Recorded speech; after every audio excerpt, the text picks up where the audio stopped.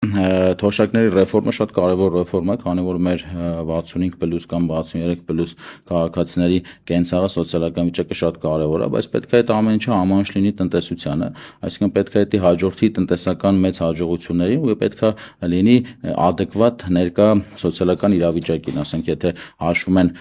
մարդու մինիմալ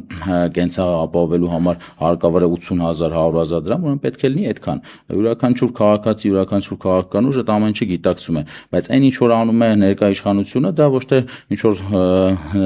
ուղղված է, միտված է մարդկանց սոցիալական վիճակը բարելավելուն, այլ ուղղված է իրենց ձայներ հավաքելուն, այդ ակնհայտ է, հենց իրենց խոսքերից է երևում, մոտ մի քանի ամիս առաջ, երբ որ հայտարարում էին, որ չենք բարձրացնելու, այլ արեցինք այլ ռեֆորմ, ասենք առողջապահության ապահովության ռեֆորմը, բայց տեսան, որ չէ, այնուամենայնիվ խնդիրներ կան վարկանիշի հետ կապված եւ